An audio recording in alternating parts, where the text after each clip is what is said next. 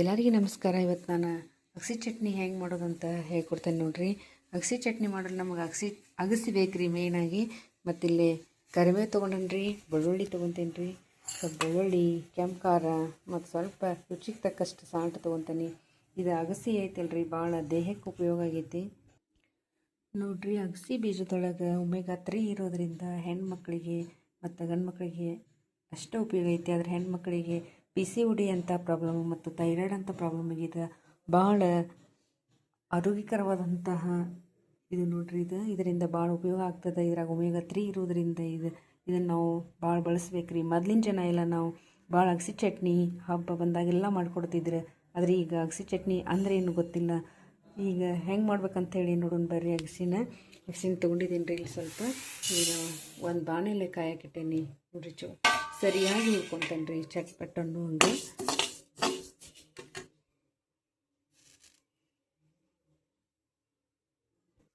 ಭಾಳ ಸರಳವಾಗಿರ್ತೈತೆ ರೀ, ಆಮೇಲೆ ಅಷ್ಟೇ ರುಚಿಯಾಗಿರ್ತೈತಿ, ಆರೋಗ್ಯಕ್ಕೆ ಭಾಳ ಒಳ್ಳೆಯದು. ಈಗಿನ ಕಾಲದಾಗ ಏನಾಗೈತೆ ಅಂದರೆ PCOD ಥೈರಾಯ್ಡ್ ಅಂತ ಸಮಸ್ಯೆ ಭಾಳ ಆಗ್ಯಾವು. ಆದರೆ ಇದು ಅಗಸಿ ತಿನ್ನೋದ್ರಿಂದ ಅದು ಕಂಟ್ರೋಲಿಗೆ ಬರ್ತೈತೆ ರೀ. ನಿಯಮಿತವಾಗಿ ಅಗಸಿನ ತಿನ್ಬೇಕು.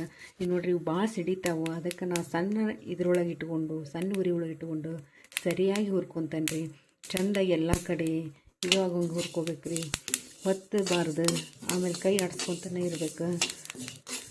ನಾವು ಎಷ್ಟು ಘಮ ಅನ್ನೋಂಗೆ ಹುರ್ಕೊತೇವಲ್ರಿ, ಅಷ್ಟು ಚಟ್ನಿ ಚಲೋ ಅನ್ನಿಸ್ತದೆ ನೋಡ್ರಿ. ಸಣ್ಣ ಉರಿಯೊಳಗೆ ಇಟ್ಕೋಬೇಕು ರೀ. ಇದು ಭಾಳ ಚಟ್ಪಟ್ ಅಂತ ಸಿಗಿತಾವು. ಆಮೇಲೆ ಅಗಲನ್ ಪಾತ್ರೆನೇ ತೊಗೋಬೇಕು ನಾವು ಇದಕ್ಕೆ, ಇಲ್ಲಾಂದ್ರೆ ಮನೆ ತುಂಬ ಆಗಿಬಿಡ್ತಾವು. ಸರಿಯಾಗಿ ಹುರ್ಕೊಂಡ್ರೆ ಭಾಳ ರುಚಿ ಆಗ್ತೈತೆ ರೀ ನೋಡ್ರಿ. ಚಲೋತ್ನಾಗ ನಾನು ಹುರ್ಕೊಂಡು ಈಗ ಸ್ವಲ್ಪ ತನಗಾದ್ಮೇಲೆ ಮಿಕ್ಸರ್ ಹಾಕ್ಕೊತೇನೆ ರೀ. ಇದಕ್ಕೆ ಬೆಳ್ಳುಳ್ಳಿ, ಕರಿಬೇವು, ರುಚಿಗೆ ತಕ್ಕಷ್ಟು ಉಪ್ಪು ಮತ್ತು ಕೆಂಪು ಖಾರ ಸೇರಿಸ್ತೇನೆ ರೀ.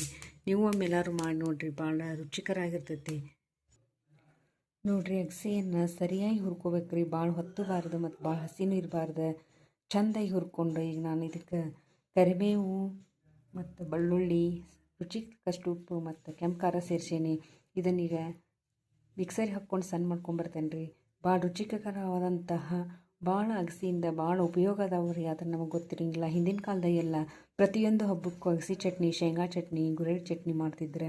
ಈಗೆಲ್ಲ ಈಗಿನ ಇದ್ರೊಳಗೆ ಕಡಿಮೆ ಆಗ್ತದೆ. ಆದರೆ ನಾವೆಲ್ಲರೂ ಅದನ್ನು ನಮ್ಮ ಹಿರಿಯರು ಮಾಡಿದಂಥ ಆಹಾರವನ್ನು ನಾವು ಮತ್ತೆ ಬಳಸೋಣ್ರಿ, ಮತ್ತು ಆರೋಗ್ಯಕರವಾದಂಥ ಆಹಾರವನ್ನು ತಿನ್ನೋಣ.